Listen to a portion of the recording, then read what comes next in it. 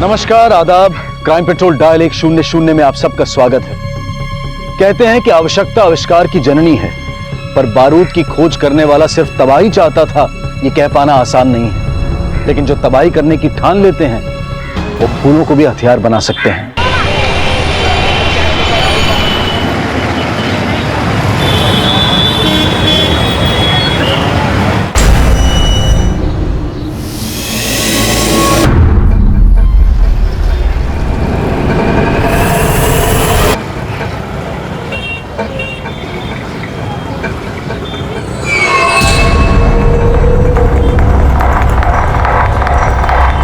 क्या हुआ? अरे पता नहीं, मेरे को सुई चुभाया, मेरा बैग लेके भाग गया।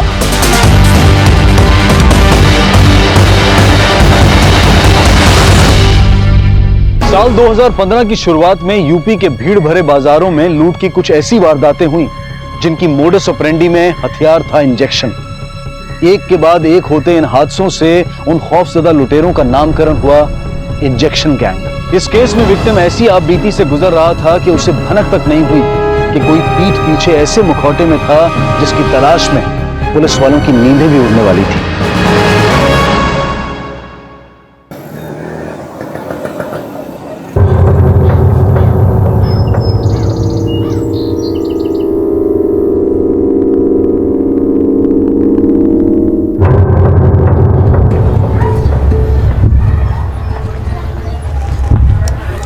रोहित जी, नाश्ता नहीं किया, कम से कम टिफिन तो लेते जाइए। समझ लो उपवास रख लिया आज। निर्वंश हो जा सरपंच, तू निर्वंश हो जा, निर्वंश हो जा, तू निर्वंश हो जा सरपंच, तू निर्वंश हो जा, निर्वंश हो जा। बहू कितनी बार बोले हम, रिंकू को बाहर मत लेके आया करो, अंदर लेके जाओ। सरपंच तू निर्वंश हो जा, निर्वंश हो जा सरपंच, तू निर्वंश हो जा, निर्वंश हो जा सरपंच, चलिए तू निर्वंश हो जा, निर्वंश हो जा सरपंच।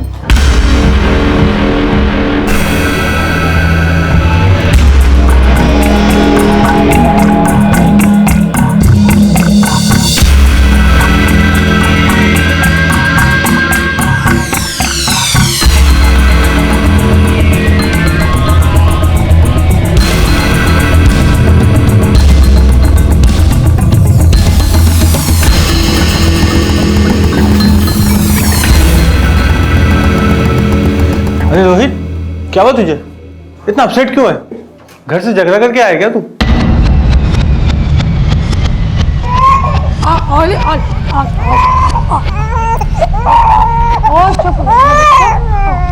मम्मा आ गए, मम्मा आ गए, मम्मा आ गए, पापा भी आने वाले, पापा आने वाले। 26 अगस्त 2016 की शाम सविता मिश्रा अपने पति रोहित मिश्रा की इंतजार में अपने 9 महीने के बेटे रिंकू की बिलखती किलकारियों को उसके पिता के लौट आने की उम्मीद का दिलासा दे रही थी। वहीं रोहित मिश्रा दिन भर की थकान और अपने जीवन के कुछ अस्पष्ट तनावों से जूझता हुआ अपने घर लौटने ही वाला था कि कुछ ऐसा हुआ जिसकी उसने कल्पना भी नहीं की थी।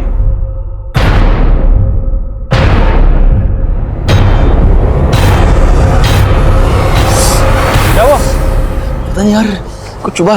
चुभा? ऐसे खून निकल रहा है। पर्स मोबाइल चेक कर एक बार। हाँ सब है। चल चलते हैं।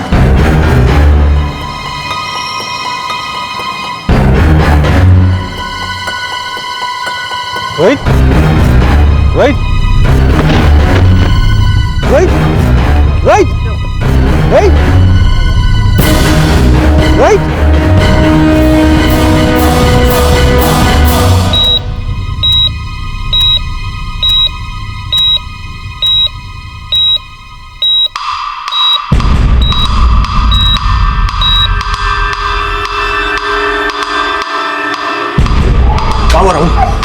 होश आया? नर्स, डॉक्टर मुखर्जी को बुलाओ, उनसे कहो इमरजेंसी है, और तुम जाके पुलिस को इन्फॉर्म करो। कैसे?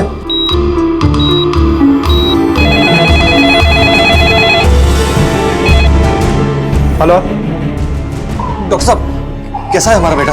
कंडीशन ठीक नहीं है, पेशेंट कोमा में चला गया है।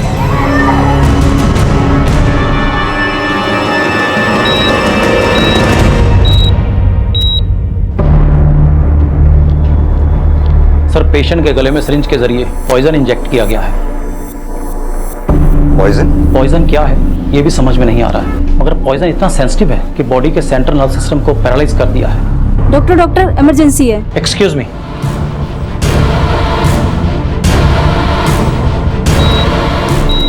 सिस्टर, इंजेक्शन रेडी करो।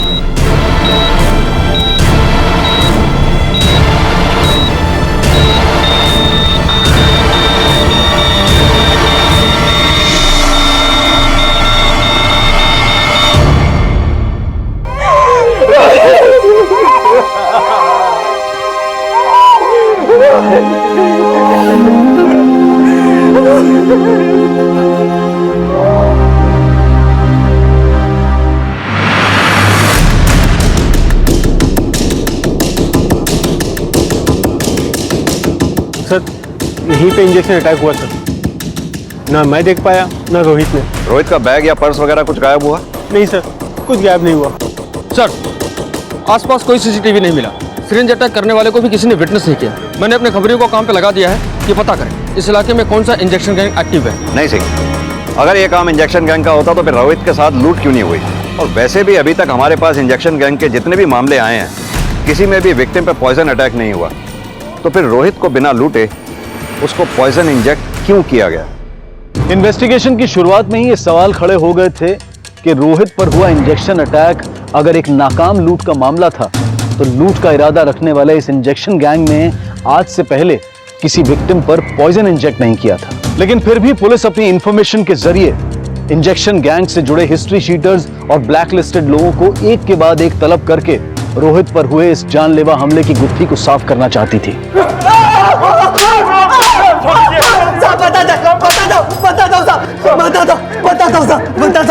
साहब, हमारे सिरिंज में तो सिर्फ पानी होता है, डिस्टिल वाटर साहब।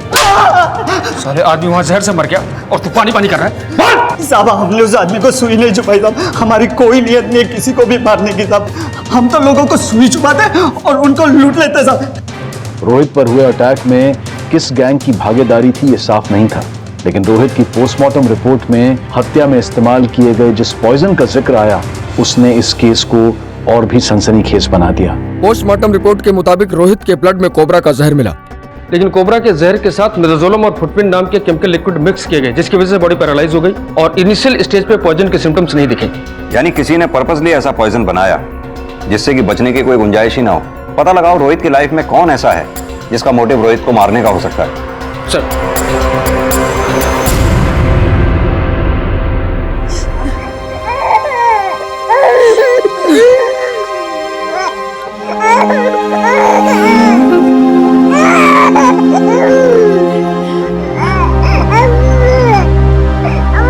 निर्वंश हो जा तू, निर्वंश हो जा तू। तेरा वंश खत्म हो जाए, तेरा वंश खत्म हो जाए।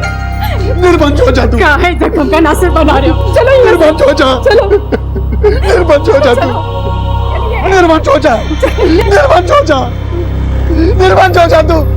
तेरा वंश खत्म हो जाए, निर्वंश हो जाए, तेरा वंश खत्म हो जाए, निर्वंश हो जा तू। सुनिए जी, ये कौन है आदमी जो इतना चिल्ला रहा था? ये रोहित के ताऊजी हैं, सरबन मिश्रा के बड़े भाई। क्यों चिल्ला रहे थे? सर, ये हमेशा ऐसी बद्दुआएं देते रहते अपने छोटे भाई को कि वो निर्वंश हो जाए, निर्वंश हो जाए। आधी बद्दुआएं तो इनकी लग भी चुकी है। आदि मतलब? सरबन का एक बेटा तो मर गया है, भगवान दूसरे को बचाए इसकी बद्दुआ से। साहब, हमारे बड़े भाई साहब के 2 बच्चे थे। दोनों बच्चों का देहांत होने के बाद भाई साहब एकदम पगला गए, सबको श्राप देते हैं। पता चला आपके भी 2 बेटे हैं। आपका दूसरा बेटा कहाँ है? उसे ट्रैकिंग का शौक है, वो हफ्ता भर पहले ही उत्तरांचल गया है। उसे तो पता भी नहीं है साहब के उसका बड़ा भाई। आपने उसको फोन नहीं किया? फोन किए थे साहब, लेकिन वो नेटवर्क नहीं मिल रहा था। आपके पड़ोसियों को लगता है कि आपके बड़े भाई की बद्दुआ लग गई आपको। आपको क्या लगता है रोहित के मर्डर में किसका हाथ हो सकता है? हमें कुछ समझ नहीं आ रहा है सर। हम तो कोयले के व्यापारी हैं, मेहनत मजदूरी करके रोहित को पढ़ाया लिखाया। उसकी बैंक में डिप्टी मैनेजर की जॉब लगी तो सोचा कि बुढ़ापा सुधर जाएगा, लेकिन क्या पता था साहब हमारी आस ही मर जाएगी।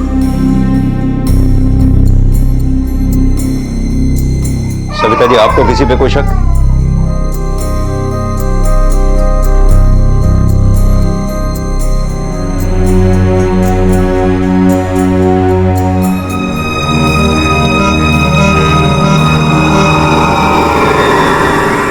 साहब हमको नहीं लगता कि उस बैंक वाले को इंजेक्शन गैंग वाले लोगों ने मारा होगा।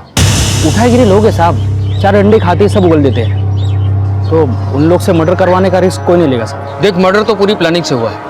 रोहित बैंक में डिप्टी मैनेजर था, उसे ना चाहने वाले भी बहुत लोग होंगे, और जिस वक्त अटैक हुआ वो अपने कलीग राहुल के साथ था। एक काम कर, उस राहुल की भी फील्डिंग लगा और ये भी पता कर कि बैंक में रोहित का किसी से 36 का आंकड़ा तो नहीं था।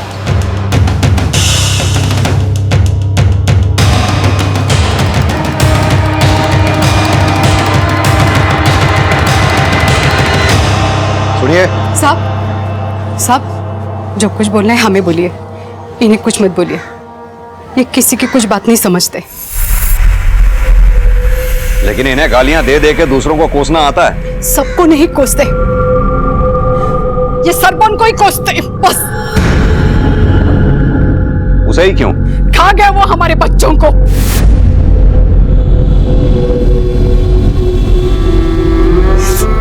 साहब, 20 साल पहले की बात है, जब हम गांव में थे, हमारे बच्चे उस सरपंच के आंखों के सामने खेल रहे थे और खेलते खेलते पैर फिसलकर तालाब में गिर गए। और एक कमीना सरपंच खड़े खड़े देखता रहा। तैराक है वो, फिर भी जानबूझकर उसने नहीं बचाया ताकि हम दोनों के गुजरते ही सब कुछ उसका हो जाए। यही बात से इनका दिमाग हट गया और गांव की जमीन जायदाद सब कुछ बेचकर हम शहर चले आए। तो ये मरतूत ये भी पीछे पीछे चला आया। आपके पति कुछ काम काज भी करते हैं या सिर्फ अपने भाई को ही कोसते रहते हैं? साहब, घर के पीछे 2 दुकानें हैं, उसका किराया आ जाता है, बस हमारी जिंदगी चलती रहती है। पर अब कुछ नहीं रहा, अब मौत का इंतजार है। साहब, इनको चीनी का बीमारी है, वो इंश्योरेंस का इंजेक्शन लगाते हैं।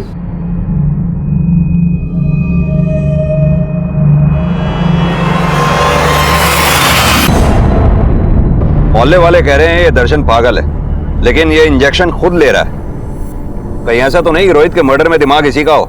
सर देहाती है, कोबरा के जहर का बंदोबस्त तो कर ही सकता है। इस दर्शन की पूरी हिस्ट्री निकालो, पता करो क्राइम सीन पे इसे किसी ने देखा था क्या। सर, पुलिस एक तरफ ये जानने में जुट गई कि कहीं रोहित के पिता के बड़े भाई की बद्दुआ में किसी अपराध की मंशा तो नहीं छिपी थी। वहीं पुलिस इन्फॉर्मर्स के जरिए यह भी पता लगाया जा रहा था कि कहीं रोहित के मर्डर का एंगल रोहित के कामकाज से तो नहीं जुड़ा था। लेकिन फिलहाल पलड़ा रोहित के पिता और उनके भाई की पुरानी रंजिश का ही भारी था।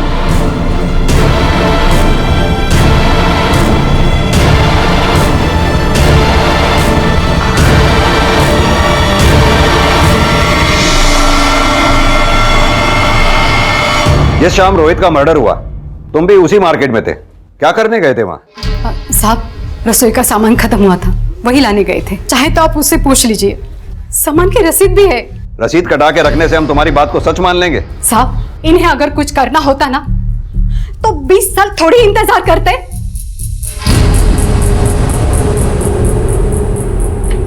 सर रसीद सही है, रसीद पर 4 बजे का टाइम है, जबकि रोहित पर अटैक शाम को 5 बजे हुआ है। दर्शन उसकी पत्नी पार्वती 5:30 बजे घर गए। गुप्ता, उस बाजार से दर्शन और पार्वती के घर की दूरी ज्यादा से ज्यादा आधे घंटे की है। हो सकता है उन लोगों ने 4 से 5 बजे तक वहां इंतजार किया हो और फिर रोहित पर अटैक करके वहां से चंपत हो गए। लेकिन सर कोई एविडेंस नहीं है, उसके घर से सिर्फ इंसुलिन मिला है, क्राइम सीन पे भी उसे नहीं देखा गया है। इवन रोहित का दोस्त राहुल ने भी आइडेंटिफाई नहीं किया। लेकिन गुप्ता, किसी ना किसी ने तो दुश्मनी निकाली ही है। दुश्मनी का तो पता नहीं साहब, हाँ लेकिन बड़े भाई साहब पागलपन में बद्दुआ तो देते हैं। सरपंच तू निर्वश हो जा, निर्वश हो जा।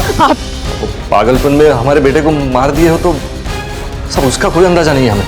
अगर आपके बड़े भाई साहब आपके पहले बेटे रोहित को मार सकते हैं तो वो दूसरे बेटे बॉबी को भी मार सकते हैं। आपने बॉबी को फोन किया? हाँ साहब, आज सुबह दोबारा किए थे, लेकिन लगा नहीं। एक काम कीजिए, हमें बॉबी का फोटो और फोन नंबर दीजिए। अभी लाते हैं।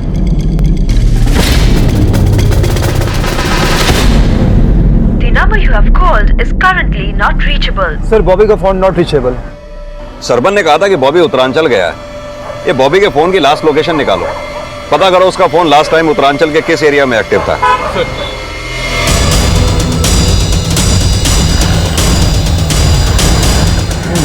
साहब रोहित का कोई भी बैंक वाला ऐसा नहीं है जिसने रोहित से दुश्मनी निकाला हो, लेकिन 6 महीने पहले था। रोहित ने उसके साथ अपने साले को भी अंदर करवाया था। साला? साला कौन है? रोहित की बीवी ना सविता, उसका छोटा भाई है रघु दुबे। साहब वो बैंक वाला अभी तक जेल में सड़ रहा है, लेकिन ये 15 दिन पहले बाहर आया है। सुनने में आया कि 1 नंबर का गंजड़ी साहब, सुई से ड्रग लेता है साहब। क्या पता वही सुई चुभा दिया होगा जीजा को।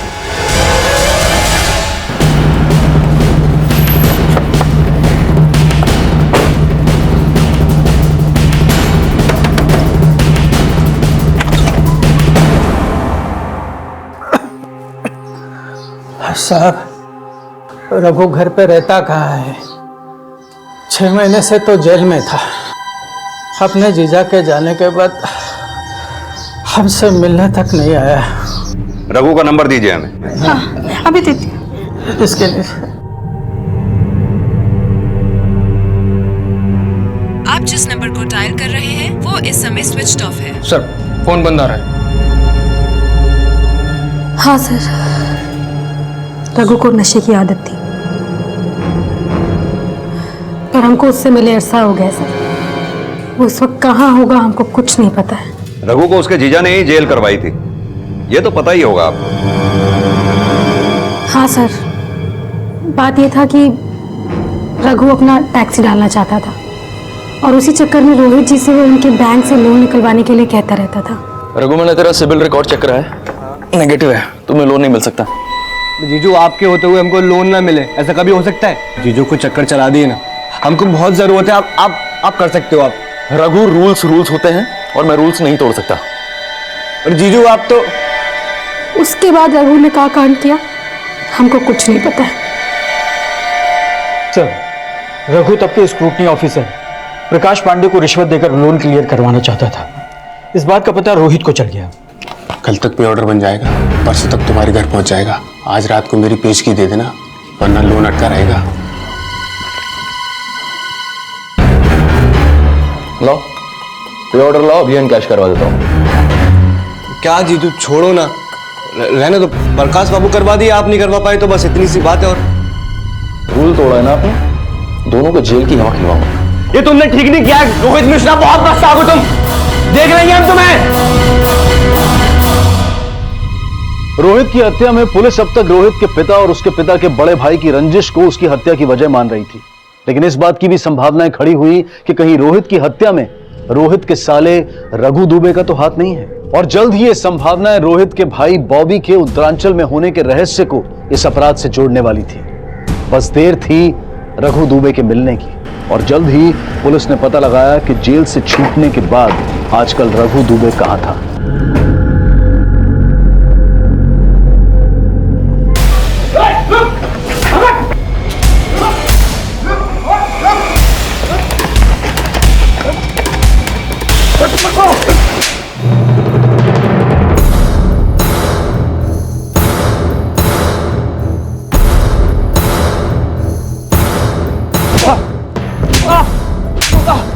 अपने जीजा को।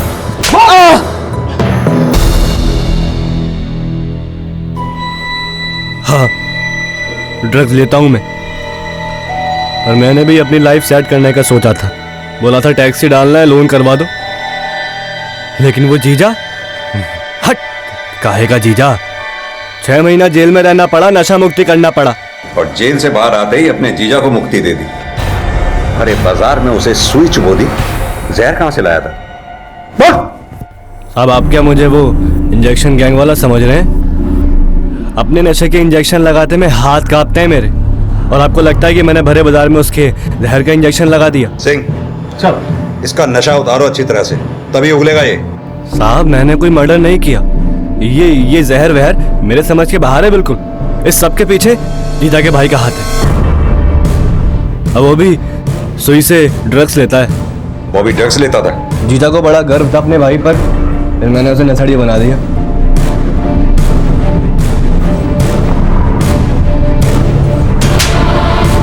क्या ये क्या कर रहा है? तुमने लगाई ना मेरे भाई को? जीजा मुझ पर चिल्लाया, लेकिन नशे ने बॉबी की बुद्धि फेर दी। भाई भाई का दुश्मन बन गया। समझता क्या अपने आप को? मैनेजर होगा अपने बैंक का, हम पे मैनेजर दिखाए तो बाहर दूंगा उसको। सर बॉबी का फोन रोहित की हत्या के 2 दिन पहले से बंद है। लास्ट लोकेशन भी उसके घर के एरिया की ही थी। तो बॉबी के फादर ने हमसे ये क्यों कहा कि बॉबी उत्तरांचल गया था? उसे ट्रैकिंग का शौक है, वो हफ्ता भर पहले ही उत्तरांचल गया है। हाँ बोल साहब, एक इंपॉर्टेंट खबर मिली है।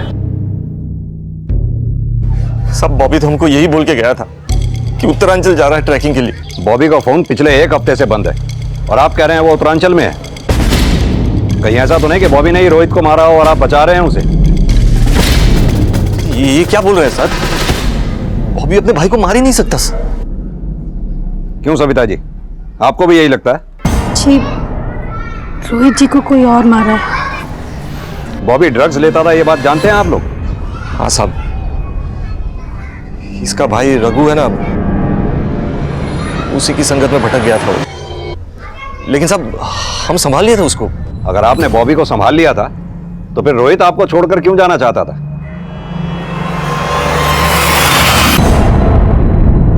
हमें यह भी पता चला है कि रोहित अपने बैंक के पास ही किराए का मकान ढूंढ रहा था। बता सकते हैं क्यों? साहब वो बॉबी की हरकतों से ही परेशान था, इसीलिए अपनी बीवी के साथ अलग रहना चाहता था। लेकिन साहब हमने बात किए थे, मना लिया था, वो अपना फैसला बदल चुका था। वो अगर रोहित ने अपना फैसला बदल लिया था तो फिर किराए के मकान के लिए उसने टोकन मनी क्यों दी? सविता जी, रोहित बॉबी की वजह से यह घर छोड़कर जाना चाहता था या वजह कुछ और ही है? बॉबी की वजह से। ये बॉबी का फोटो, ये उसका मोबाइल नंबर, ये 2 चीज और 2 इन्फॉर्मेशन। एक ये सुई से ड्रग्स लेता है और दूसरा बीएससी का स्टूडेंट। इसका बाप बोल रहा है कि रोहित की हत्या से 2 दिन पहले उत्तरांचल गया था, लेकिन इसका फोन इलाहाबाद में बंद हुआ। तू देख जरा, कहाँ मिलेगा ये? ठीक है साहब, देखता हूँ। एक बच्चा हम खो चुके हैं, बॉबी को ढूंढ लीजिए प्लीज। सब सच में कहते हैं, हमें कुछ नहीं पता। हमें तो लगता है साहब कि इस यमदूत ने कुछ किया है। दर्शन मिश्रा की बद्दुआ क्या सिर्फ उसकी जबानी भड़ास थी या उसके किए गए अपराध का कबूलनामा? ये पता लगाने के लिए पुलिस दर्शन के पागलपन को उसका दिखावा समझकर उससे सच उगलवाने की कोशिश कर रही थी, और वहीं रोहित की हत्या और बॉबी के अचानक गायब होने में रघु की भागीदारी को भी खंगाला जा रहा था। सर, दर्शन को पिटने के बाद भी वो निर्वंश की रट लगाए हुए, और रघु भी वहीं का वहीं है। साहब, ये रिपोर्ट देखिए साहब, उनकी दिमागी हालत ठीक नहीं है साहब, उन्हें कुछ नहीं किया है साहब। देखिए रिपोर्ट देखिए साहब। ये रिपोर्ट दिखाकर तुम साबित क्या करना चाहती हो? कि पागल आदमी मर्डर नहीं कर सकता? उनका शरीर देखिए, बीमारी से शरीर उनका आधा हो रखा है, अब चलते चलते हाथ नहीं लगते हैं साहब। हमारी मानो तो रोहित की बीबी के गिरबान में झांक कर देखो, खोट वही है। तुम कहना क्या चाहती हो? साहब, वो शादी के वक्त पेट से थी और शादी के बाद 7 महीने में उसे बच्चा हुआ। आपको यकीन नहीं तो आप पता कर लो।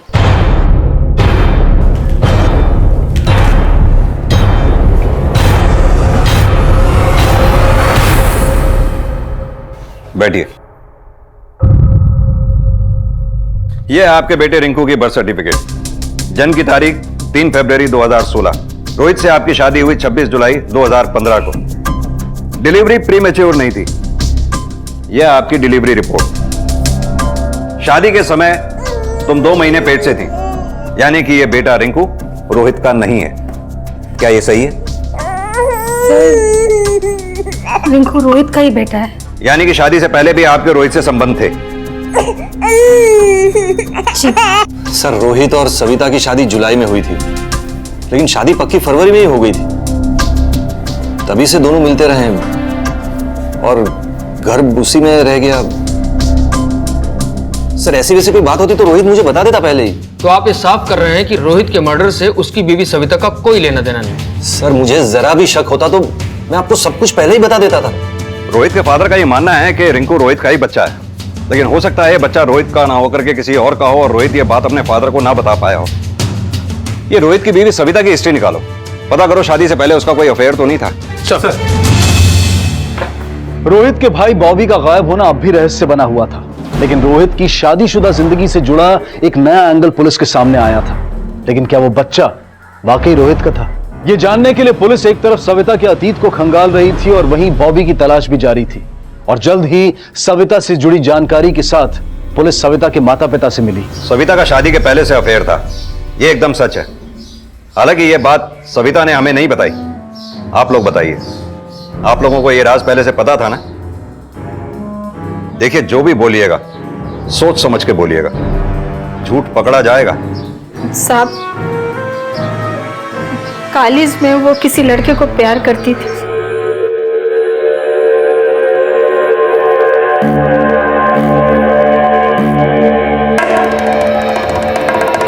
भाई गांजा पी के घूम रहता है और तू दूसरी जाति के लड़के के साथ इश्क लड़ा रही है। घर की मान मर्यादा की कोई फिक्र है कि नहीं? माँ, साकेत बहुत अच्छा लड़का है माँ।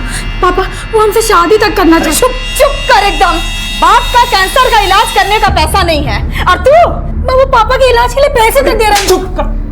चुप कर बेशरम, कहाँ पक्के जा रही है हैं? अरे दिमाग तो ठीक है तुम्हारा? आप बैठिए। अरे कैंसर में नहीं, इन बच्चों की हरकत ही हमारी जान ले ली है। पापा, ऐसा मत कहिए प्लीज। साकेत तो खबरदार उसका नाम लिया हमारे सामने तो। अरे आज तुम्हें फंसाने के लिए वो पैसे दे रहा है और कल पैसों के लिए तुम्हें भेज दिया तो? पापा ऐसा। बस जाओ अंदर जाओ।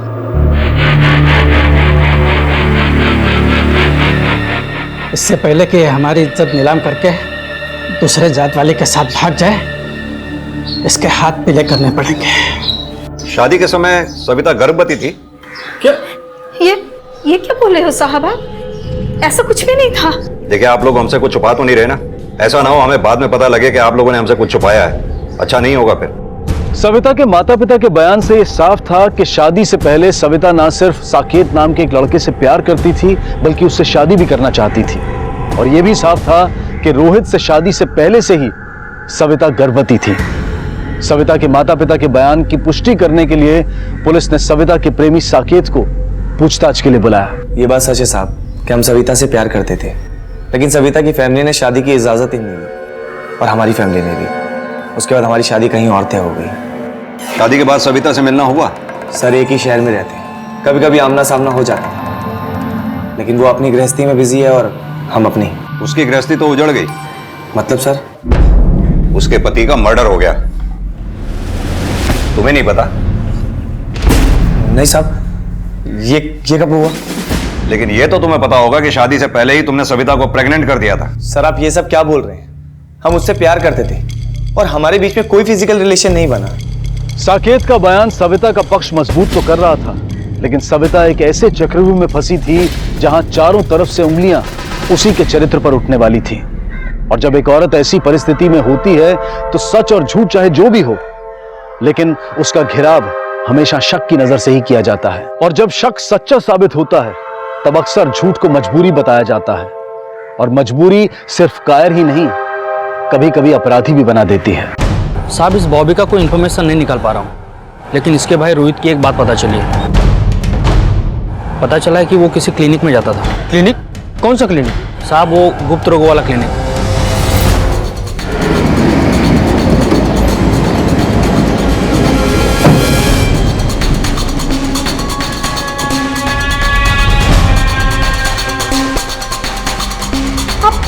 आप बार बार एक ही बात क्यों पूछ रहे हैं? क्योंकि तुम झूठ बोल रही हो। तुमने हमसे कहा कि रिंकू रोहित का बेटा है, जबकि सच तो यह है कि रोहित बच्चा पैदा कर ही नहीं सकता था। ये रोहित की मेडिकल रिपोर्ट जहां से वो इलाज करवा रहा था वहां से हमें मिली है। अब तुम हमें सच सच बताओ कि रिंकू बच्चा किसका है? अब तुम सच बोलोगे या फिर डीएनए टेस्ट करवाएं तुम्हारा? सर वो रिंकू सविता और हमारा ही बच्चा है। हम शादी से पहले ही प्रेग्नेंट थे। इसी चक्कर में माँ बाप ने जल्दी जल्दी में रोहित जी से शादी करवा दी। लेकिन तुम्हारे पेरेंट्स ने तो कहा था कि उन्हें तुम्हारी प्रेगनेंसी के बारे में कुछ नहीं पता था। हमारी वजह से उन्हें इतना शर्मिंदा होना पड़ा। कैसे बताते आप लोगों को? शादी के बाद भी साकेत से मिलती थी? कभी कभी मिलते थे सर, भूल नहीं पाए थे हम उसको। लेकिन पिछले महीने उसने बुलाकर हमें प्रॉमिस लिया कि हम उससे दोबारा नहीं मिलेंगे। ऐसे क्यों? वो बोली कि हम अपने हस्बैंड को और धोखा नहीं दे सकते, वो बहुत अच्छे आदमी हैं और तुम हमेशा के लिए मुझे भूल जाओ। सर हम तो पहले भी नहीं मिलना चाहते थे, पर एक दिन साकेत हमें मार्केट में मिल गया। सविता, कैसी हो तुम? अच्छे हैं।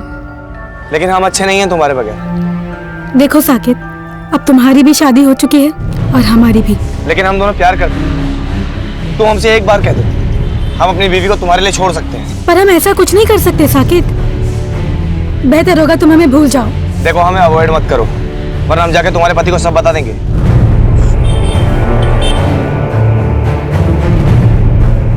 देखो सविता, मुझे गलत मत समझो, मैं तुमसे प्यार करता हूँ। क्या तुम मुझसे प्यार नहीं करती?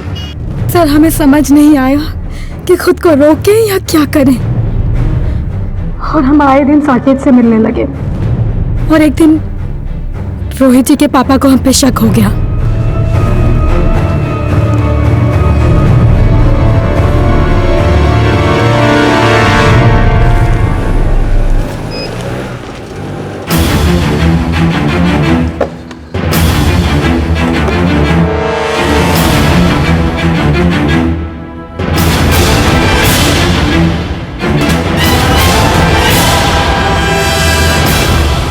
क्या चल क्या रहा है आजकल? आए रोहित को बताएं क्या चल रहा है? वो हमें डांट नहीं रहे थे, बल्कि हमें ब्लैकमेल करना चाहते थे। पापा जी वो हम पापा जी वो जूम करें। पापा जी, रोहित इंपॉर्टेंट था, ये बात तुम्हारे ससुर सरबन जानते थे? उन्होंने तो अपनी गंदी नीयत के चलते किसी को नहीं बताया, लेकिन रोहित जी ने कभी हमसे कोई सवाल नहीं किया। लेकिन रोहित तो उस क्लिनिक में शादी के बाद भी अपना इलाज करवा रहा था। रोहित जी जानते थे कि वो बच्चा पैदा नहीं कर सकते। हमसे अपसेट भी थे, पर उन्हें अपनी कमी पर खुद भी शर्मिंदगी थी। एक दिन हमने भी हिम्मत करके उन्हें जाके सब कुछ सच बता दिया। हम जानते हैं कि वो हमारा बच्चा नहीं है, लेकिन हमें अच्छा लगा कि तूने खुद हमें सच बता दिया। हम आपसे कुछ और बात भी करना चाहते हैं, आपके पापा के बारे में। हम ये भी जानते हैं। क्या आप ये भी जानते हैं? हम सब जानते हैं, और वो भी ये जानते हैं कि हम सब जानते हैं। सिर्फ तुम्हें नहीं, हमें भी नीचा दिखाते हैं। और हमने फैसला कर लिया कि हम इस घर में और नहीं रुकेंगे।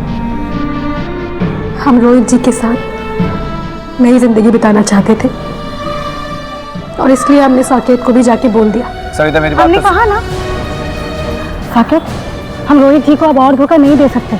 आज के बाद हमसे मिलने की या हमें ब्लैकमेल करने की कोशिश मत करना। सविता, सर हमने उसकी फीलिंग्स की कदर की, अब फिर दोबारा हम उससे कभी नहीं मिलेंगे। सर साकेत को तो हमने अलविदा कह दिया, पर जब रोहित जी के पापा को पता चला कि रोहित जी हमारे साथ कहीं और रहने की सोच रहे हैं। ये क्या मजाक है रोहित? मकान बदलने की क्या जरूरत है? फैसला हो चुका बाबूजी, अब इस पर कोई बहस नहीं होगी। रोहित जी, नाश्ता नहीं किया, कम से कम टिफिन तो लेते जाइए। समझ लो उपवास रख लिया हम आज। पर इससे पहले कि हमारी जिंदगी सुधरती, रोहित जी चले गए। सर हमको तो लगता है रोहित जी के पापा ही मारे रोहित जी को, राक्षस मारे। बॉबी को भी वही मारे। बॉबी को? शुक्ला जी, हम बाद में फोन करते हैं आपको। लेके जाओ इसे। अरे सर, चल। अरे सर, हमने क्या किया? लेकिन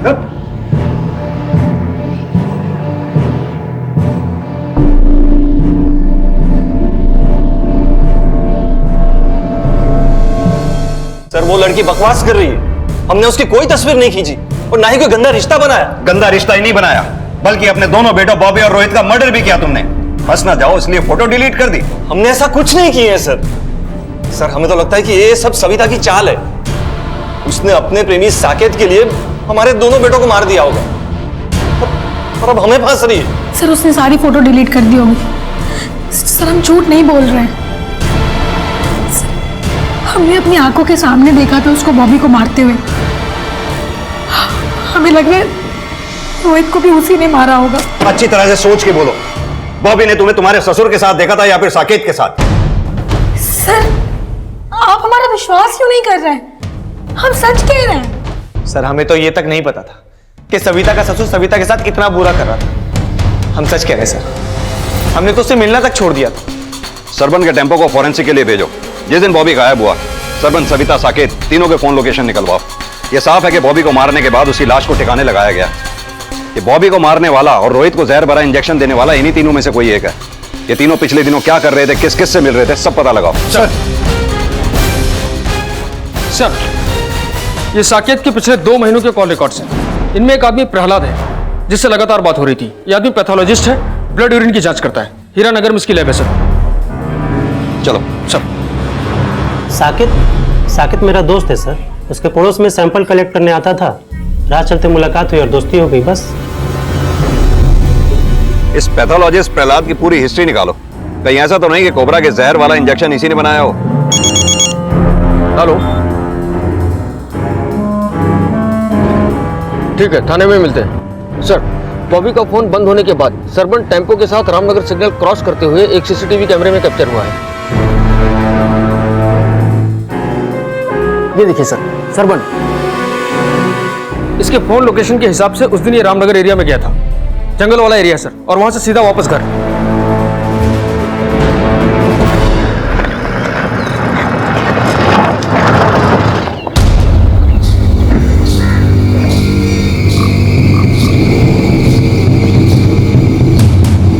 सर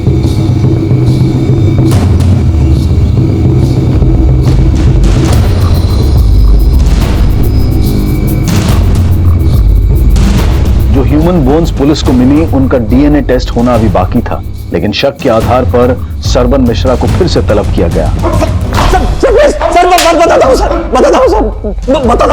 बता दो।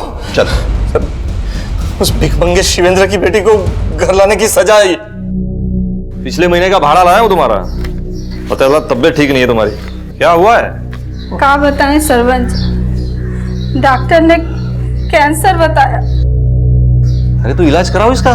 कैसे करवाएंगे इलाज? पैसा कहाँ है? और इसकी शादी भी करवानी है। पता नहीं सब कैसे होगा। अपनी बेटी दोगे? मतलब? देखो सारा इलाज मैं कराऊंगा, सारा खर्चा, ये घर का महीने का खर्च सब दूंगा। आप कैसे बात कर रहे हैं? आपके बेटे की उम्र की है वो? अरे मेरा बेटा है इसकी उम्र का, उससे ब्याहते हैं ना। अरे मुंह मीठा कराओ, अब तुम हो गए हो मेरे ससुर समधी। अरे क्या देख रहे हो, ये पकड़ो, अरे ये लो। उसके इलाज का पैसा दिया हमने और बदले में उसकी बेटी की इज्जत लूटी, उसके साथ जबरदस्ती की, बहू की मर्यादा का उल्लंघन किया, अपने बेटे की हत्या की। सिर्फ बॉबी को मारा है सर, सिर्फ बॉबी को मारा है हमने सर। रोहित को नहीं मारा हमने सर, रोहित को हमने नहीं मारा सर, हम सच बोल। सरबन ने मान लिया था कि बॉबी की हत्या उसने की थी, लेकिन रोहित की हत्या के षड्यंत्र में एक नहीं 2 लोगों की भूमिका थी। सर आपको गलतफहमी हो रही है सर, हमने कुछ नहीं किया। तेरे उस पैथोलॉजिस्ट दोस्त प्रहलाद की सारी हिस्ट्री निकाल ली है हमने। डीएनसी बैंक में अकाउंट है आपका? जी। 25 तारीख को 1.5 लाख रुपए, 27 तारीख को फिर 1.5 लाख रुपए आपके अकाउंट में क्रेडिट हुए। कहां से आए थे इतने पैसे? और प्रहलाद ने मान लिया है कि तूने ही रोहित को मारने के लिए उसे पैसे दिए थे। हाँ, हमने ही रोहित को मरवाया। हमें लगा कि रोहित को अगर रास्ते से हटा देंगे तो सविता को हम तक आने में कोई दिक्कत नहीं होगी। हमारी शादी वहां हुई जहां प्यार नहीं था, और जहां प्यार था वो हमें मिली नहीं। सविता को मिलने के लिए हमने ब्लैकमेल किया, जबरदस्ती की। अगर वो रोहित, उस रोहित के चक्कर में आके सविता ने हमसे मिलना बंद कर दिया और फिर हमें लगा कि रोहित को रास्ते से हटाना हो, वो भी हमेशा के लिए। अखबार में खबर छपी थी, सिरिंज अटैक, और हमने इंटरनेट पर भी पढ़ा था कि सेकेंड वर्ल्ड वॉर में एक ऐसा जहर इस्तेमाल हुआ था जो सिरिंज से दिया जाता है, और जहर भी ऐसा कि कोई ये ना पता लगा सके कि आदमी की मौत कैसे हुई है। एक पैथोलॉजिस्ट प्रहलाद हमारे पड़ोस में आया जाया करता था, हमने उससे दोस्ती कर ली। हमारे बहुत मनाने के बाद हमारी उससे 3 लाख रुपए में डील तय हुई। कभी कभी रिश्ते चाहत से नहीं मजबूरी से बनते हैं, लेकिन निभते तभी हैं जब एक दूसरे की कमजोरी को सच्चे जज्बातों की ताकत दी जाती है। रोहित और सविता ने एक दूसरे की कमी को इसी भावना से स्वीकार तो कर लिया था, लेकिन बुरी नीयत रखने वालों ने उन्हें ये नियति दी और वो चाहकर भी एक दूसरे के पूरक नहीं बन पाए। कहते हैं कि औरत बड़े से बड़ा दर्द बर्दाश्त कर सकती है, लेकिन गलत सह के सहनशील बनना और उसे मजबूरी मानकर खामोश हो जाना ये सही नहीं है। इसी विचार के साथ अब मैं अनूप सोनी आपसे विदा लेता हूं। फिर मुलाकात होगी अगले एपिसोड में एक और चौंका देने वाले केस के साथ। तब तक अपना और अपने परिवार का ख्याल रखें और देखते रहें क्राइम पेट्रोल डायल 100। सबक एक को सीख हम सबको। जय हिंद।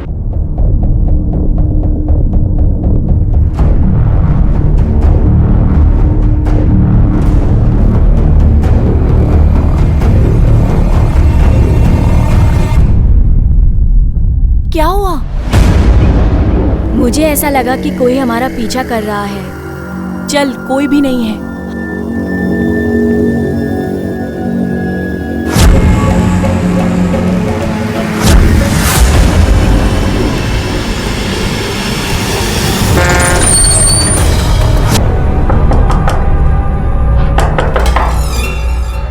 अरे कहाँ थे विराज इतनी देर? कब से तुम्हारा इंतजार कर रहे हैं? अरे हे काय? खून? खून? काय झालं? विराज, बोलते क्यों नहीं विराज? अरे बोल ना, काय झालं? विराज, अरे क्या हुआ विराज? दरवाजा खोलो। बोलते क्यों नहीं विराज? विराज, विराज बोल तो सही, क्या हुआ? दरवाजा खोलो।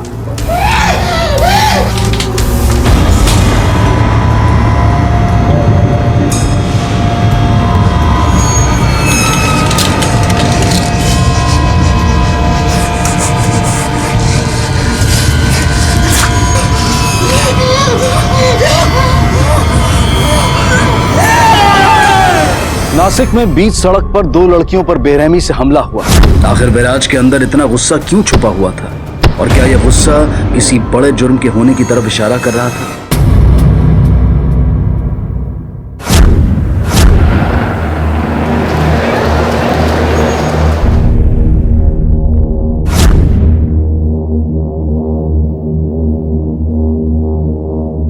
ये लीजिए,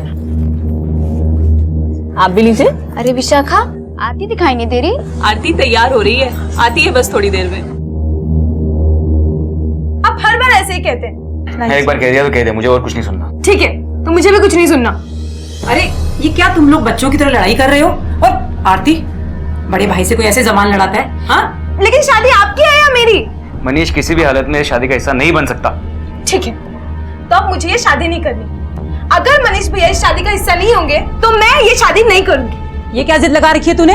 आप लोग क्या बच्चों की तरह लड़ रहे हो? हाँ, बाहर तक आवाज जा रही है आप लोगों की। कुछ परिवार और समाज के बारे में सोचो तुम लोग। तुम्हें पता भी उसने किया क्या है? पूरे परिवार का नाम बदनाम किया है। उसकी परछाई तक इस शादी में नहीं पड़ने दूंगा मैं। भैया, मैंने ऐसा कुछ नहीं किया जिससे इस परिवार की बदनामी हो। तो ये सब क्या है? हाँ, अपने से 12 साल बड़ी औरत से शादी की हमारे मर्जी के खिलाफ, और उस पर से जुबान चलाता है। तुम्हारी इस हरकत की वजह से तुमने हमारे खानदान का नाम बहुत ऊंचा किया है। अगर आपने एक शब्द और बोला ना तो मैं आपको छोड़ूंगा नहीं। अरे छोड़ो, तुम लोग क्या करा? मनीष, निकल जा यहाँ से, और साथ में अपनी ये नौटंकी भी लगा जा। भैया दोबारा बोलिएगा नहीं ऐसा। मनीष बस, चलो यहाँ से।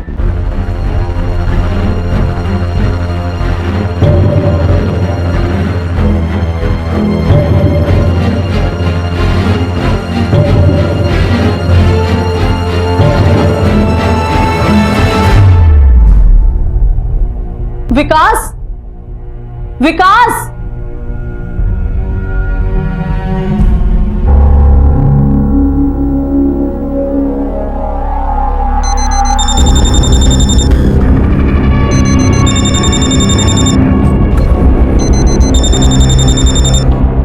नहीं उठा रहा है ये।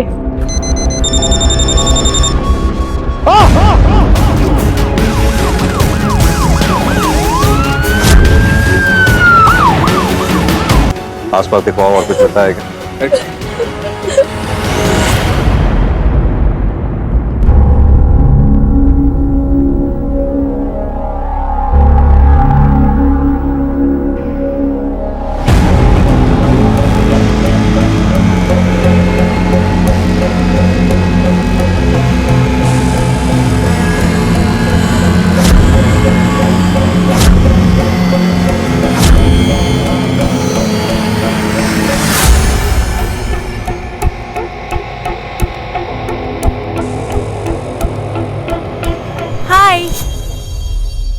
Happy rose day.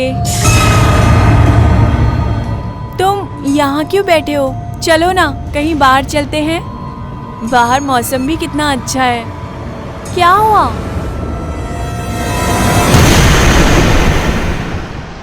सर, घर वालों से पता चला है कि विकास के मर्डर वाले दिन उसकी अपने भाई मनीष के साथ लड़ाई हुई थी। लड़ाई की वजह? कि मनीष ने घर वालों के खिलाफ जाकर सुनंदा से शादी की थी। सुनंदा की एज मनीष से तकरीबन 12 से 13 साल ज्यादा है। यानी कि इस वजह से मनीष और विकास के बीच में झगड़ा हुआ। कौन कौन थे वहां पर उस वक्त? सर, विकास का भाई मनीष, मनीष की बीवी सुनंदा, विकास की बीवी विशाखा, मनीष और विकास की बहन आरती और उनकी माँ। कैसे रिश्ते हैं इन लोगों के आपस में? सर, विकास चाहता था कि मनीष आरती की शादी में ना आए। मनीष किसी भी हालत में शादी का हिस्सा नहीं बन सकता। अगर मनीष भैया इस शादी का हिस्सा नहीं होंगे तो मैं ये शादी नहीं करूंगी। आपका और आपके भाई विकास के बीच में झगड़ा हुआ था? जी सर, उस दिन हम दोनों के बीच काफी कहासुनी हो गई थी। सर, हम दोनों के बीच काफी दिनों से प्रॉब्लम चल रही थी। आए दिन हम दोनों के झगड़े हो जाया करते थे। हमने तो ये भी सुना है कि विकास आप लोगों की शादी से खुश नहीं थे। जी हाँ सर, भैया चाहते थे कि मैं उनकी पसंद की लड़की से शादी करूं। दरअसल सर, सुनंदा मुझसे 12 साल बड़ी है और उनकी मर्जी के खिलाफ मैंने शादी की, इसलिए। आरती और आपकी एज में काफी डिफरेंस है, फिर भी आप उससे शादी के लिए तैयार हो गए, ऐसा क्यों? सर, विकास मेरा बहुत अच्छा दोस्त है और मैं उसे काफी समय से जानता हूँ। वैसे वो आरती के लिए लड़का ढूंढ ही रहा था, लेकिन मनीष की वजह से वो उस परिवार से कोई रिश्ता नहीं जोड़ना चाहता था। पिछले कुछ दिनों में आपने विकास के बिहेवियर में कुछ चेंज देखा? कुछ अजीब सा? नहीं सर, ऐसा तो कुछ नहीं हुआ था। बस अपनी बहन आरती की शादी को लेके वो थोड़ा परेशान रहता था। ठीक है सर, उस दिन शादी में सभी गेस्ट से मैंने पूछताछ की, उन सभी का यही कहना है। सर, विकास की मनीष से लड़ाई होती थी सुनंदा को लेकर। उसके अलावा ना तो उन्होंने विकास को किसी से लड़ते देखा और ना ही किसी से बात करते। और कोई एक ऐसा तार है जो हमारी पकड़ से बाहर है। एक काम करो कि पूरे परिवार के कॉल रिकॉर्ड्स निकलवाओ। Okay sir. मुंबई में पुलिस विकास के कत्ल की गुत्थी को सुलझाने की कोशिश कर रही थी और इधर नासिक में पुलिस को एक लड़की की लाश कचरे के पास पड़ी हुई मिली।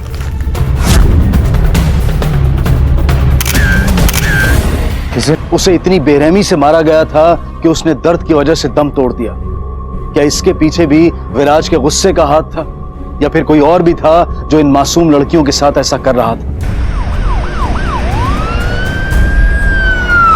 Neetu was a nice girl, ज्यादा किसी से बात नहीं करती थी, स्टडीज में भी अच्छी थी, पर पिछले कुछ महीनों से परफॉर्मेंस काफी डाउन हो गई थी। पिछले कुछ दिनों में वो विराज से ज्यादा बात करती थी और हमसे कम।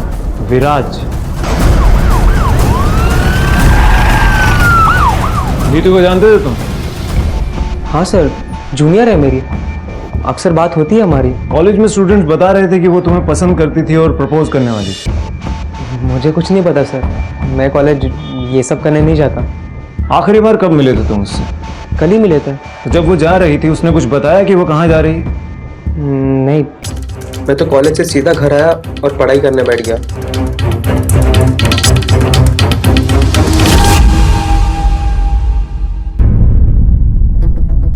सर, इन्होंने विकास को किसी से बात करते हुए देखा था। किससे बात करते हुए देखा था आपने विकास को? सर, मुझे ये तो नहीं मालूम कि वो किससे बात कर रहा था, पर लग रहा था उनकी आपस में किसी बात को लेकर बहस हो रही थी। उस आदमी का चेहरा याद है आपको? सर, उनका चेहरा मुझे अच्छी तरह से याद है। उसका स्केच बनवाने में हमारी मदद कर सकते हैं आप? क्यों नहीं सर। सामने स्केच बनवा। होय साहब, आइए।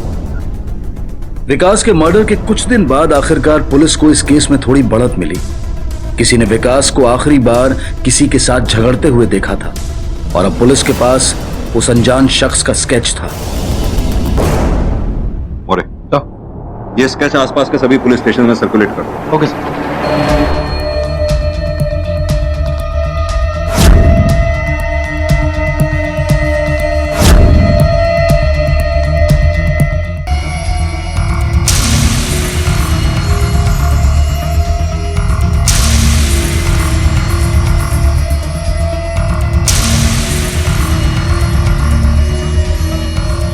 किसी को बताया तो नहीं तो मुझसे मिलने आ रहा है? चल ठीक है, अभी निकल। और सुन, तेरा मेरा हिसाब बराबर है।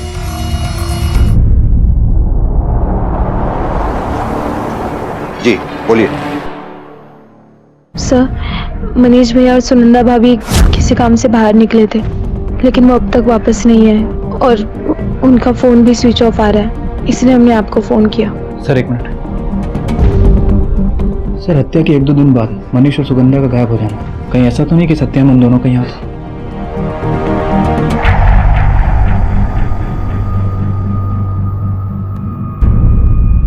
सर, पोस्टमार्टम की रिपोर्ट आ गई है। उस लड़की को डंडे से बहुत बुरी तरह से मारा गया है। राणे, पिछले महीने 2 लड़कियों को हॉकी स्टिक से मारा गया, लेकिन वो बच गए। ये दोनों केस काफी मिलते जुलते हैं। जी सर। वो फाइल लेकर आओ और दोनों लड़कियों से पूछताछ करो। Okay sir. आप उसका चेहरा पहचान सकते हैं? रात बहुत अंधेरा था, हम उसका चेहरा नहीं देख पाए। वो अचानक से पीछे से आया और हमें हॉकी स्टिक से मारने लगा। अच्छा, उस हमलावर के बारे में ऐसा कुछ बता सकती हो जिससे उसे पकड़ने में हमें आसानी हो? ऐसा कुछ तो याद नहीं।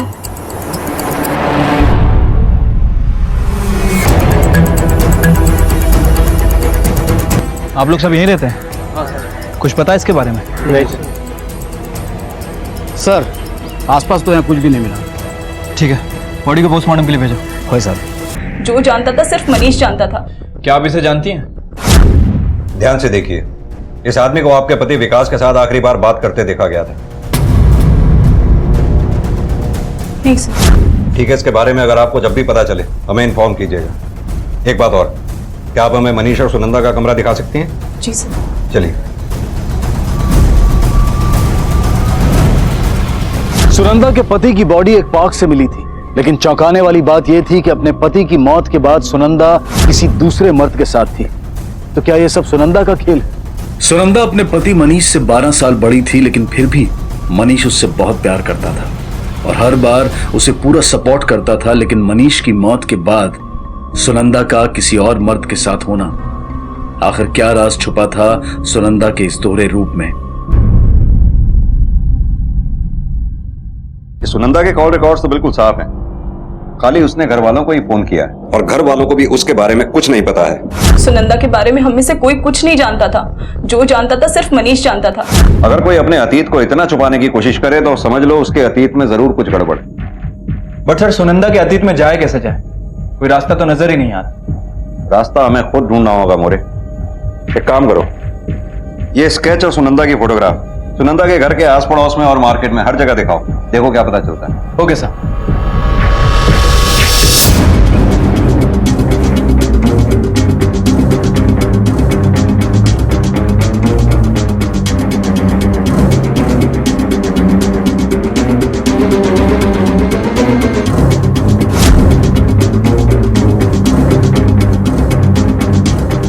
अरे सुनो, इसको कोई देखा है? हाँ जी देखा है, 1-2 रोज पहले हमारे यहाँ फोन करने के लिए आई हुई थी। सर, ये सुनंदा ये पीछे पे आई थी किसी को फोन करने के लिए। ये पीछे से कॉल डिटेल्स निकलो, देखो किससे बात की उसने। वैसा है, चलो। ये मनीष और सुनंदा के बीच में रिश्ता कैसा चल रहा था? मेरा मतलब कोई लड़ाई झगड़ा हुआ था? नहीं साहब, उन दोनों के बीच तो लड़ाई हो ही नहीं सकती। मेरा बेटा सुनंदा को बहुत चाहता था, उसके पीछे पागल था, कुछ भी कर सकता था उसके लिए। आप लोगों को सुनंदा के मायके वालों के बारे में कुछ पता है? नहीं सर, अगर हम लोग सुनंदा से कुछ उसके मायके के बारे में पूछते थे ना, मनीष को अच्छा नहीं लगता था, इसलिए हम कुछ पूछते ही नहीं थे उससे। सब मनीष भैया और सुनंदा भाभी नासिक में ही मिले थे और वो वही रहती थी। इसका मतलब नासिक जाकर ही सुनंदा के बारे में कुछ पता चलेगा। अभी तक इस केस की प्राइम सस्पेक्ट सुनंदा है, इसलिए मुंबई पुलिस ने सुनंदा के बारे में पता लगाने के लिए नासिक पुलिस की मदद ली। कामी साहब, आपकी मदद चाहिए होगी हमें दो लोगों के बारे में पता करने के लिए। बोलिए। सुनंदा नासिक की रहने वाली है और शादी करके मुंबई चली गई है। पहले सुनंदा के जेठ विकास का मर्डर होता है और फिर सुनंदा के पति मनीष का मर्डर होता है और साथ साथ सुनंदा भी गायब है। ये सुनंदा के पति की फोटोग्राफ है, ये सुनंदा की। सुनंदा जिस तरह से अपने अतीत को छुपाने की कोशिश कर रही है, हमें डाउट है कि उसके अतीत में जरूर कुछ घटा है। ये स्केच उस आदमी का है जो हमें लगता है कि इस केस से जुड़ा हुआ है। ठीक है सर, मैं अपनी टीम को काम पे लगा देता हूं। Thank you so much. Okay sir.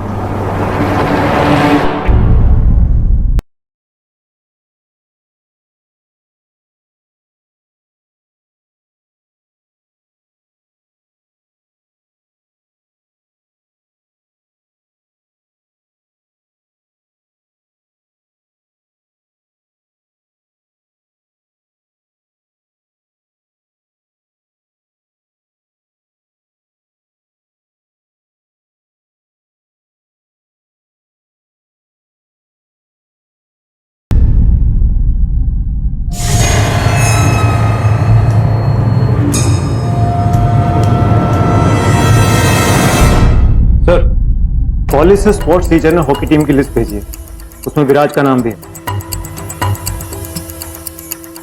तलाशी लोग इसके घर जाके। जी सर।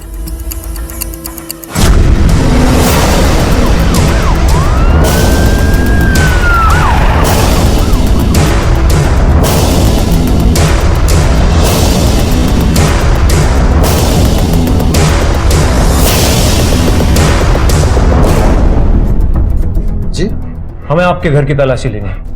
किस लिए? हमें शक है विराज पे कि उसी ने नीतू का खून किया है। खून? नहीं नहीं, वो ऐसा क्यों करेगा?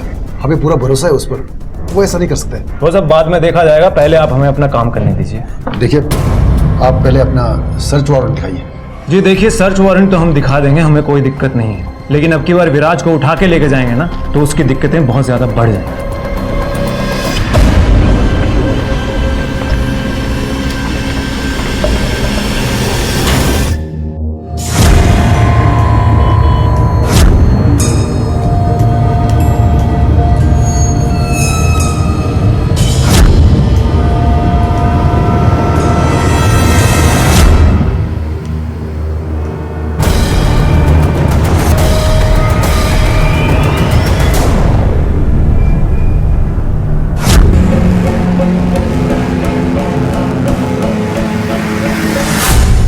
पड़ोसी से कुछ पता चला? सर, पड़ोसियों ने बताया कि विराज जिन लोगों के साथ रहता है वो उसके माता पिता नहीं है, बल्कि दादा दादी। जब विराज 10 साल का था तब उसके पिता की डेथ हो गई और 2 साल बाद उसकी माँ किसी दूसरे आदमी के साथ भाग गई।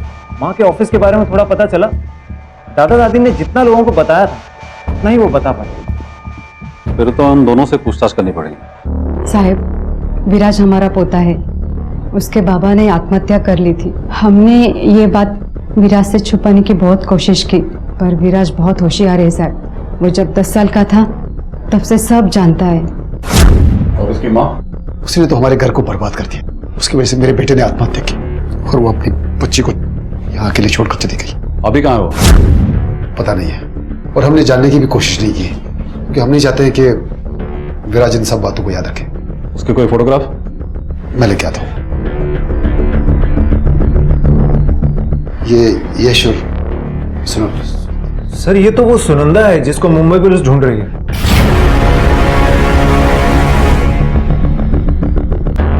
विराज अभी कहाँ मिलेगा? कॉलेज में होगा।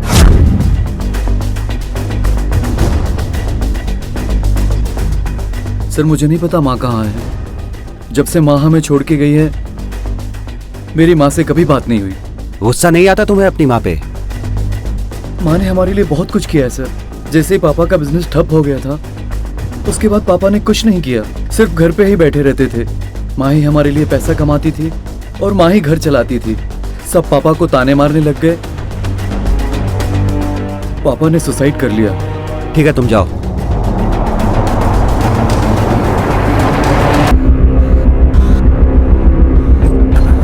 तुम लोग, तुम लोग मुझ पे विश्वास कर सकते हो। मुझे इस तरह कहतियों की तरह रखने की क्या जरूरत है? चुपचाप खाना खाओ। ये तेरे नखरे ना मेरे सामने नहीं चलेंगे। अंशु लाएगा ना तब उससे प्यार वाली बातें करना। वो दोबारा तुम्हारे प्यार में पागल होगा। मैं पागल नहीं हूँ, समझी? इंस्पेक्टर कांबले, मुझे लगता है विराज ने ही अपनी माँ का किडनैप किया और बाद में उसे मार दिया। मात्रे साहब, विराज से बात करके हमें बिल्कुल भी नहीं लगा कि वो अपनी माँ पे गुस्सा है। माँ ने हमारे लिए बहुत कुछ किया है सर। जैसे ही पापा का बिजनेस ठप हो गया था, माँ ही हमारे लिए पैसा कमाती थी और माँ ही घर चलाती थी। अपने पिता की मौत के लिए भले ही विराज अपनी माँ को जिम्मेदार ना मानता हो, लेकिन बचपन में उसे छोड़कर चले जाने के लिए वो अपनी माँ को जिम्मेदार जरूर मानता हो। क्या एक बच्चा अपनी उस माँ को माफ कर सकता है जो उसे 14 साल की उम्र में छोड़कर चली गई थी और फिर कभी पलटकर उसके बारे में पूछा तक नहीं? लेकिन विराज ने पुलिस को बताया कि वो अपनी माँ से नाराज नहीं। विराज के स्टेटमेंट से अब तक कुछ क्लियर नहीं था। पुलिस को यह तो समझ में आ गया था कि सुनंदा और विराज माँ बेटे हैं, लेकिन अभी तक ये नहीं पता चल पाया था कि ये केसेस आपस में कैसे जुड़े हुए हैं। Excuse me. Yes sir, may I help you? कोई सुनंदा नाम की औरत आपकी कंपनी में काम करती थी? एक मिनट सर, मैं चेक करती हूँ। इस नाम से तो किसी ने हमारे कंपनी में कभी काम ही नहीं किया। कंपनी के पुराने रिकॉर्ड देखिए जरा। एक मिनट सर, नहीं है सर। अच्छा, इस ऑफिस के अलावा आपके और भी कोई ऑफिस है? हाँ, हमारे ऑफिसेस पुणे, मुंबई और बैंगलोर में भी है। वहाँ के एम्प्लॉयज की डिटेल्स देख सकती हैं आप? Yes sir. Sir, Pune office में एक सुनंदा है जिन्होंने पिछले साल ही ज्वाइन किया। क्या ये वही है?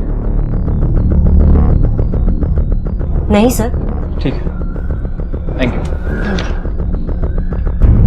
कमाल की बात है, आपको ये भी नहीं पता कि आपकी बहू रोज कहाँ काम पे जाती थी?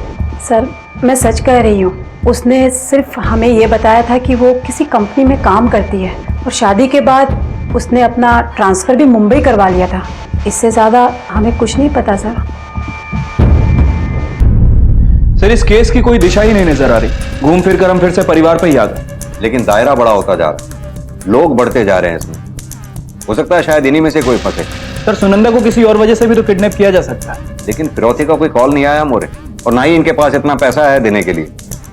कि जिस किसी ने भी ये काम किया है, मुझे लगता है निजी कारणों की वजह से किया है। हो सकता है किडनैपर सुनंदा से किसी बात का बदला लेना चाहता है। एक काम करो, ये स्केच नासिक के हर मोहल्ले, हर दुकान, पब्लिक प्लेसेस पे सर्कुलेट करो। कोई ना कोई तो ऐसा होगा जो सामने आएगा। वैसे भी हमारे पास मनीष और विकास के मर्डर केस में कोई लीड नहीं। ये सुनंदा हमारे हाथ आ जाए तो शायद इस केस में कोई लीड मिले। Right sir.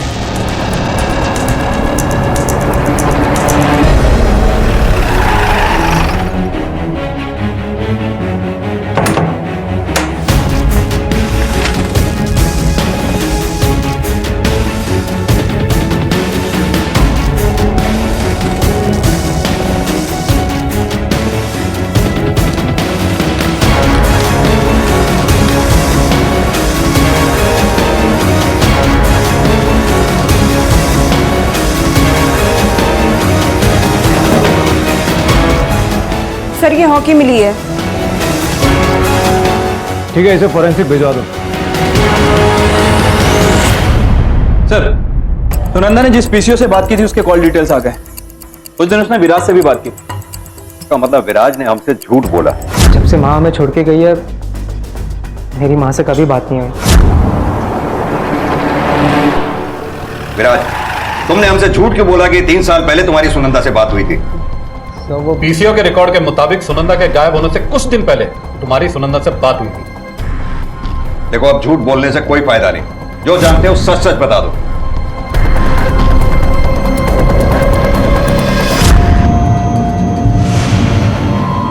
तुम मुझसे मिलने क्यों नहीं आए? मैं तुम्हारा इंतजार कर रही थी। मैं बहुत बिजी हूँ अभी। जब फ्री होऊंगा तब मिल लूंगा आपसे। और हाँ, मुझे आपसे आगे से कोई बात नहीं करनी, ठीक है? तुम समझते क्यों नहीं? मैंने जो भी किया वो मुझे कुछ नहीं सुनना है और मैं सब समझता हूँ। हमारी लास्ट टाइम माँ से यही बात हुई थी सर। सर, फॉरेंसिक की रिपोर्ट आ गई। उस हॉकी स्टिक पर नीतू का ही खून था।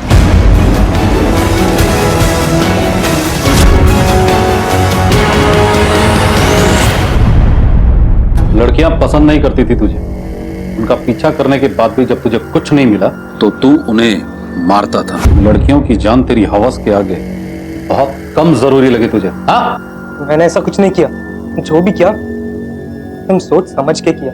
मैंने कभी नीतू का पीछा नहीं किया, लेकिन नहीं, उसे अपनी इज्जत का ख्याल ही नहीं था।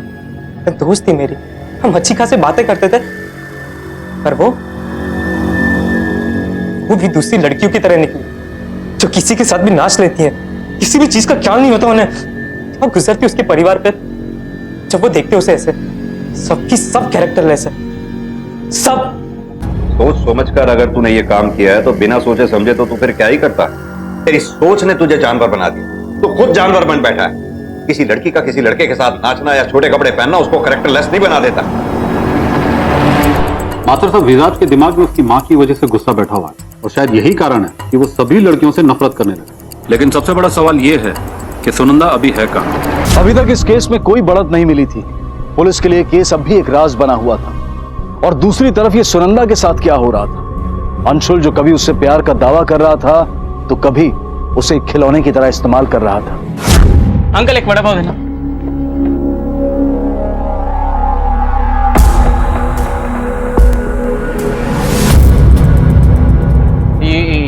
ये फोटो किसका है? अरे भाई हमें क्या मालूम, वो पुलिस वाला आके लगा के चले गए।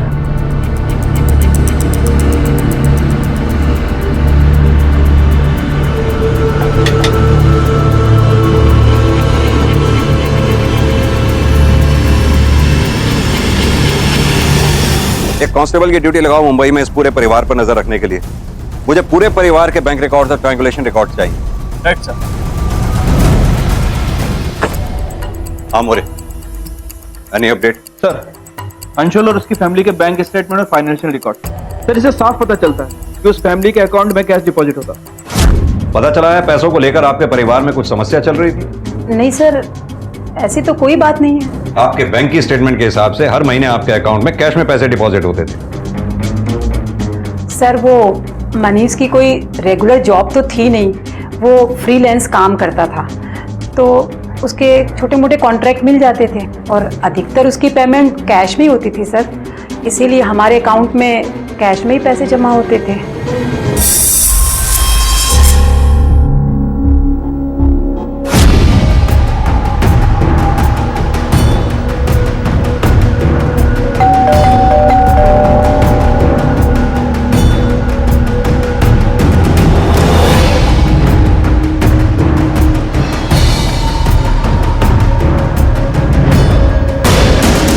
Hello sir.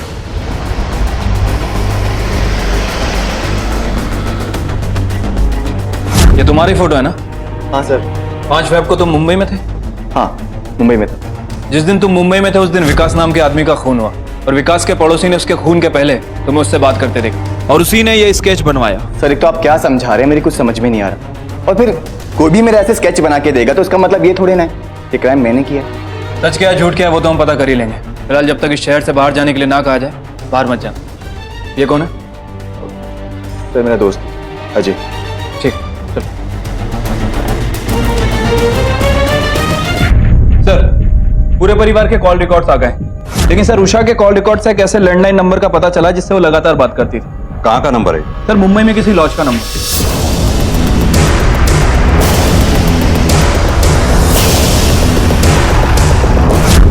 इनमें से किसी को जानते हो? सच सच बता दो, वरना तुम्हारी ये लॉज भी बंद होगी और साथ में तुम भी बंद होगे। हमें पता है ये रोज यहाँ फोन करके तुम्हारे यहाँ रूम बुक कराती थी। सर सुनंदा एक प्रोस्टिट्यूट है, इसकी सास। सर ये रोज मुझे फोन करके यहाँ उसके लिए रूम बुक कराते।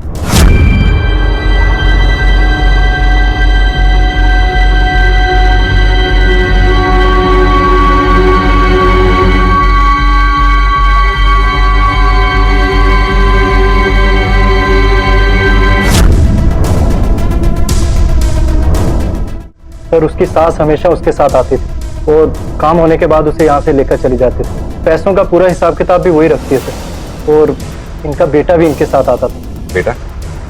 मोरे, इन दोनों में से कौन सा बेटा है? सर ये बात। विकास, आपने अपनी बहू को जबरदस्ती प्रोस्टिट्यूशन में धकेला, उसे किडनैप करवाया, जरा सी भी शर्म नहीं आई आप लोगों को? बोलो, जवाब दो। ये बात सही है कि हमने उससे जबरदस्ती एक काम करवाया था, इसके अलावा मेरे पास कोई रास्ता नहीं था। पैसों की बहुत जरूरत थी। विकास के पास कोई परमानेंट जॉब नहीं थी और मनीष कोई भी काम अच्छे से नहीं कर रहा था। और आपकी इतनी बात कहने से सुनंदा मान गई? नहीं सर, वो मानी तो नहीं थी, लेकिन हम लोगों को पता चल गया था कि शादी के पहले वो इन सब गलत कामों में थी, लेकिन मनीष को नहीं पता था साहब। इसीलिए मैंने उसे ब्लैकमेल किया कि अगर वो ये सारे काम हमारे लिए नहीं करेगी तो हम मनीष को बता देंगे। नहीं माँ जी, मैं वो सारे काम दोबारा नहीं कर सकती।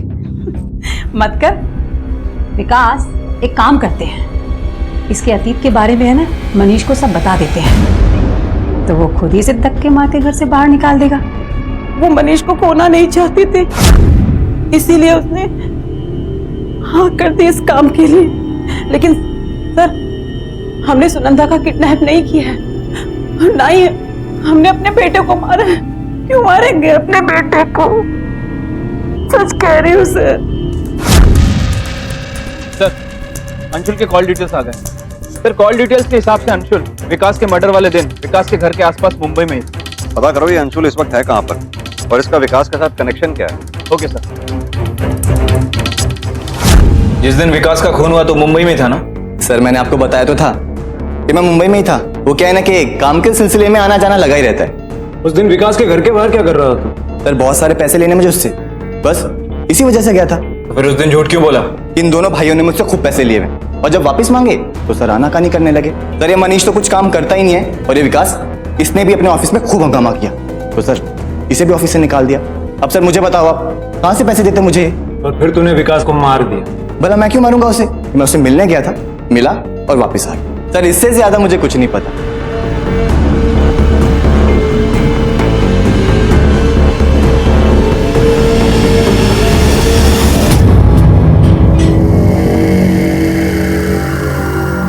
इसे जानता तू?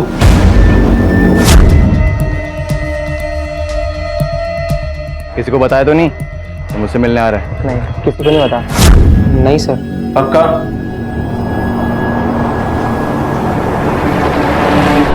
सर, विराज की कॉल डिटेल्स आ गए हैं, जिनसे पता चलता है कि मुंबई जाने से पहले अंशुल से उसकी बात हुई। एक काम कीजिए, आप इस विराज से जरा अच्छी तरह से पूछताछ कीजिए। नफरत करता हूं मैं अपनी माँ से।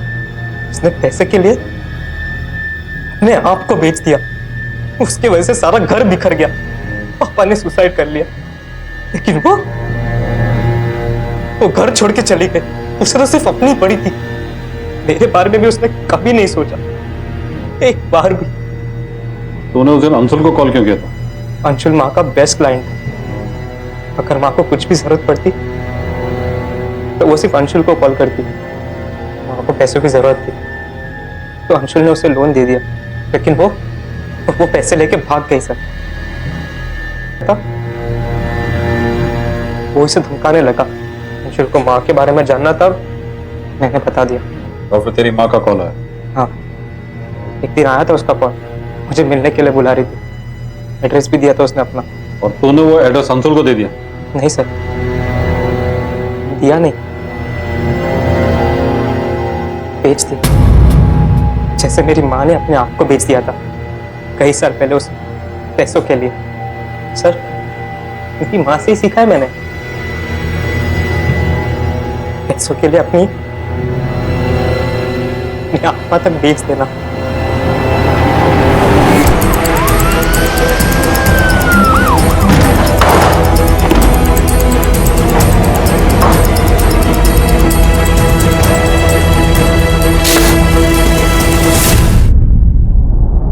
सर, मुंबई नासिक हाईवे पर अंशुल के मोबाइल की लोकेशन ट्रेस हुई।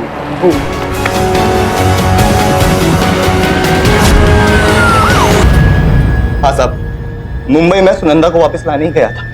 साली ने जिंदगी खराब कर दी मेरी। साली ने प्यार का नाटक मुझसे किया और शादी की उस मनीष से। क्या कुछ नहीं किया उसके लिए मैंने।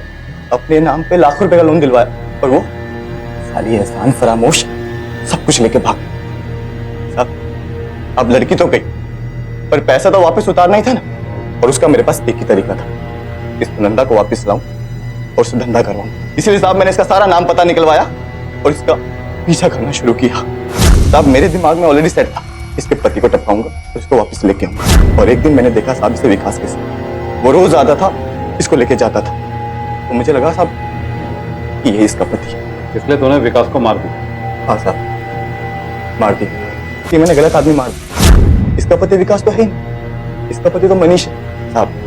अब चाहे विकास पति हो चाहे मनीष, मुझे लोन का पैसा तो उतारना ही था। तो साहब एक दिन जब ये भाग गई ना मनीष के साथ, तो मैंने सही मौका देख के मनीष को भी टपका दिया। पैसों को वापस पाने की खातिर तूने 2 लोगों की हत्या कर दी और एक को तो तू जिंदा गाड़ने वाला था, ऊपर से तू उसे प्यार का नाम भी दे रहा है। साहब प्यार तो मैं इसको करता था, बहुत प्यार करता था, लेकिन साहब जिनसे मैंने इसको लोन दिलवाया था ना, भेड़िए आदमी है, भेड़िए।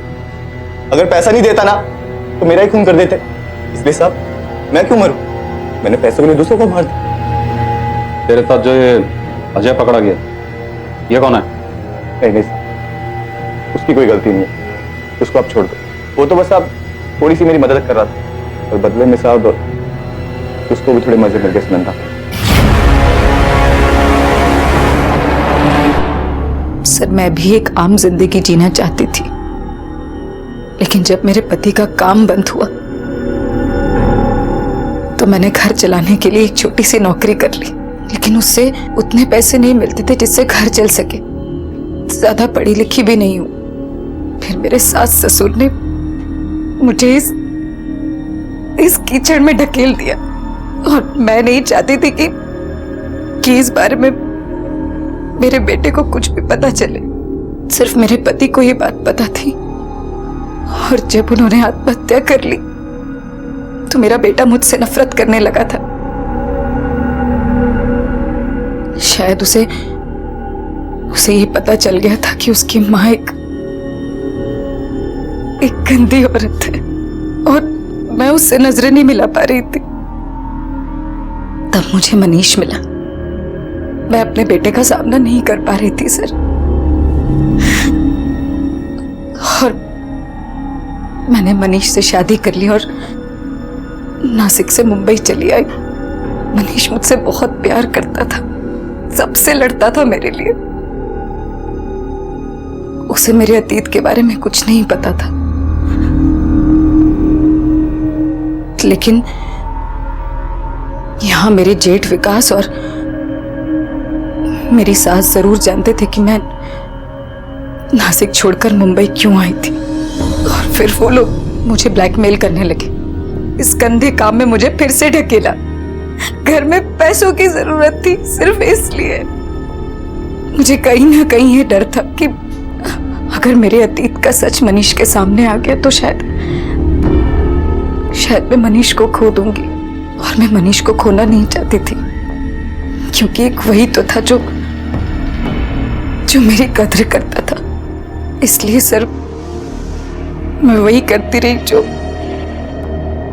जो मेरे जेठ और मेरी सास ने मुझे करने के लिए कहा।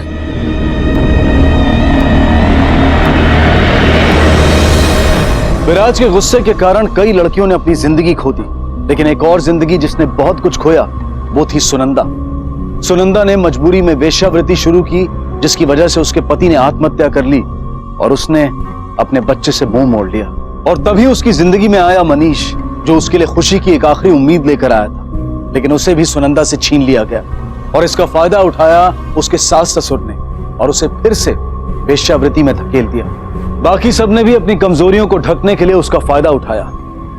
तकलीफें हम सबके जीवन में आती हैं, लेकिन उन तकलीफों से डर कर हम हार नहीं मान सकते। इसके लिए बेहद जरूरी है कि परिवार वाले एक दूसरे से बातचीत करें और मिलकर हर मुश्किल का सामना करें।